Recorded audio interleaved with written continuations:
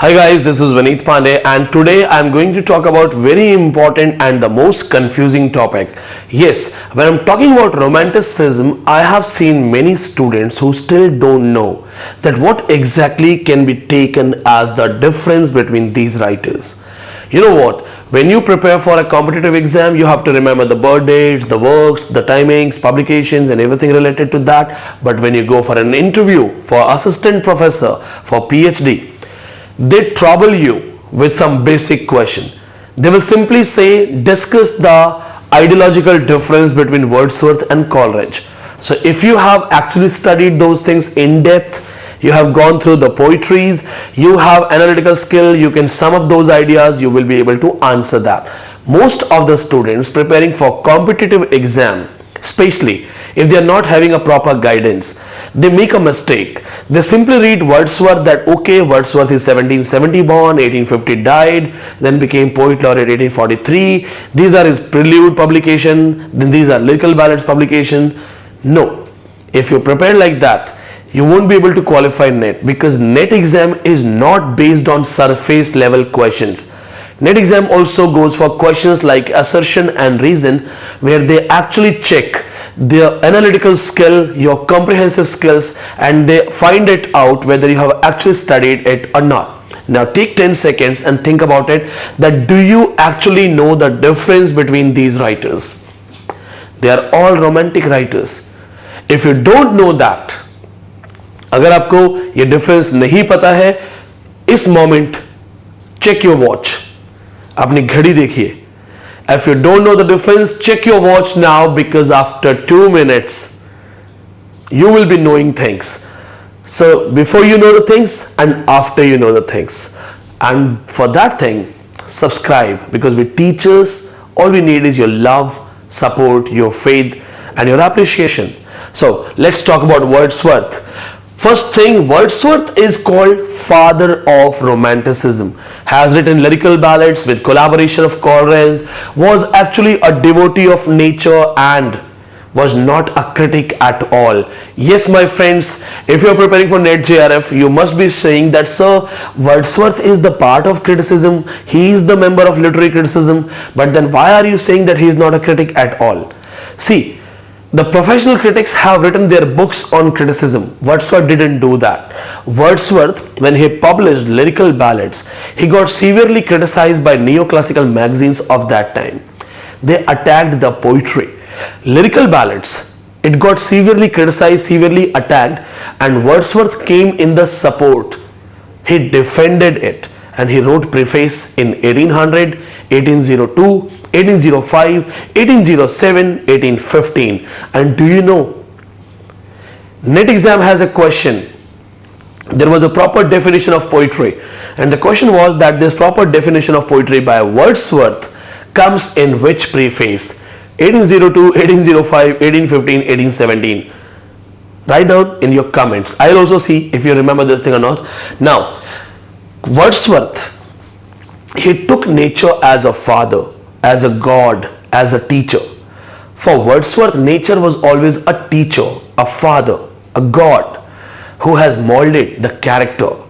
One impulse from a vernal world may teach you more of man. He says that you can learn from those things. In Prelude, he talks about his childhood, his school, his college, and all of those sections of Prelude, he has taken references of nature. He says that my character has been developed by nature. Wordsworth says, for me, nature is a teacher, and there are many examples. Once he stole a boat and felt that the shadow is trying to chase him. For this detailed explanation, subscribe the channel, because in my coming videos, I will come with those proper explanations of prelude and lyrical ballads. Then Coleridge. Coleridge was actually inspired by German philosophy. There was a direct influence of German idealism. Question of NET exam, that who was heavily, out of all these romantic writers, who was heavily inspired by German idealism? It's Coleridge. Coleridge always believed in mysteries. He always felt that there is a lot in nature that we don't see, we don't feel, we don't find. He used to feel that, whatever the things are in front of me, there are something more messaging. There is a complete story behind everything. And this was his idea of finding mysticism. The famous scene of life and death, death of life in Rhyme of Ancient Mariner.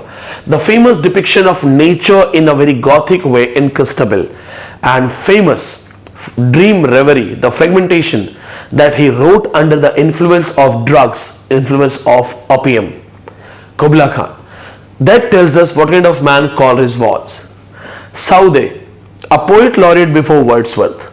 Southey was a man, he was a writer dealing with romanticism. He is the part of romantic literature. But his more interest was in mythologies. He has dealt with Thalaba, he has dealt with Inchep Rock, he has talked about the Hindu philosophy in Curse of Kehama, but was somewhere a royalist. Maximum of his works are dealing with some kind of mythologies. So he had a habit of connecting mythologies with nature, the rain myth, the sun myth, these kind of myths. Now we have Byron. Do you know he was called Mad Byron?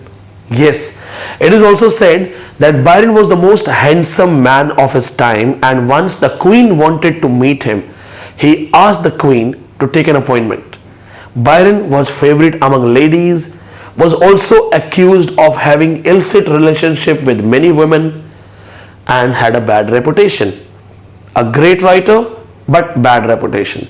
It is said it was dangerous to know him. Byron को जानना भी खतरनाक था. Byron की details कभी पढ़ाएंगे किसी और लेक्चर में, उसके लिए सब्सक्राइब कीजिएगा.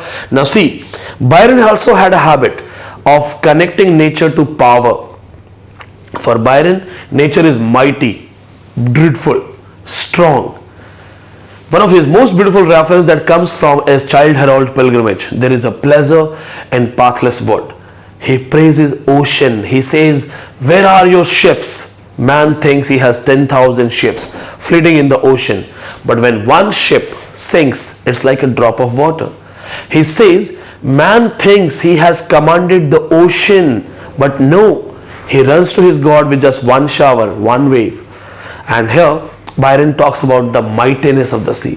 For him, nature is strong, strongest, and it's dense. Then comes Shelley.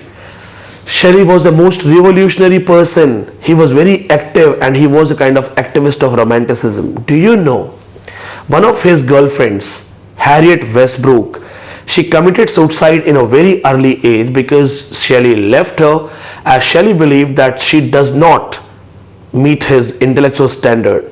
Shelley left many girlfriends saying that you do not meet my intellectual standard. Finally, Bhagwan ne uski sun li and he got Mary Shelley, coming from a family of intellectuals. Father-in-law William Godwin, a writer. Mother-in-law Mary Wollstonecraft, famously called Hyena in Petticoat. Shelley got that kind of thing. Shelley's works, life, attachment towards nature is revolutionary. And then John Keats. Keats is the one who loves nature. He doesn't go for revolutionary things. He doesn't want nature to teach. He doesn't expect anything from nature from learning point of view. All he wants is to feel and enjoy. So guys, here I gave you the idea about these writers, giving you some basic details. Now I'm going to teach you in Vineet Pandey style, the style that I use in my online and offline classes. See, so let's say that these 6 people who are also divided as second generation romanticism, first generation romanticism. These are highly subjective, they are not that much subjective. Let's call them friends. These 6 people are friends. Now, suppose they are going for a picnic and there is a river. So a river is flowing, these friends are good friends, they are here for a picnic. How these people will react, that will be the easiest example to make you understand the basic difference between these writers. That's Vineet Pandey style.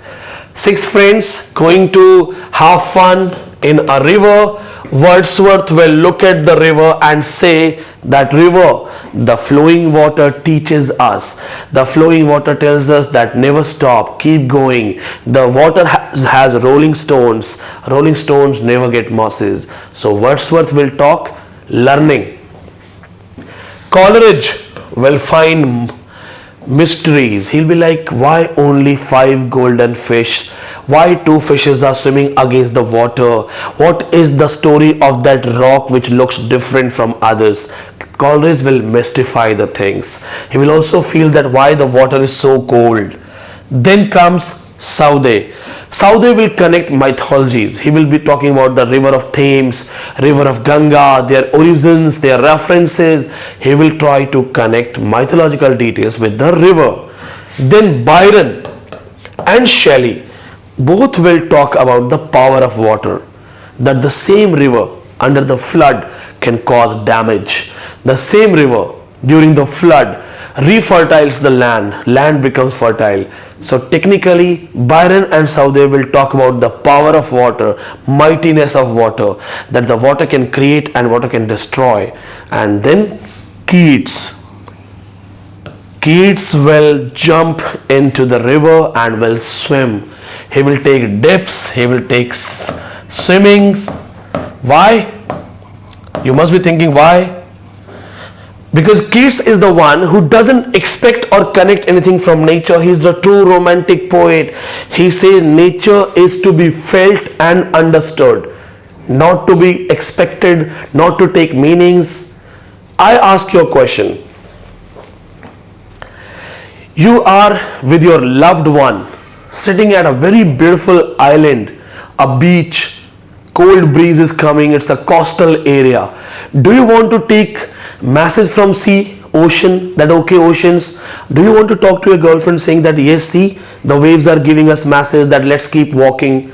Or will you see the ocean is like that, mythology? Or you will, holding her hand in your hand, just feel that moment. If you just want to feel that moment, you are also true romantic just like Keats.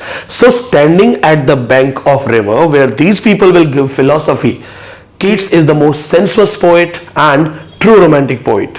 Friends, this was Vineet Pandey. If you liked my way of teaching, my presentation, subscribe because your subscriptions are appreciations. Thank you so much.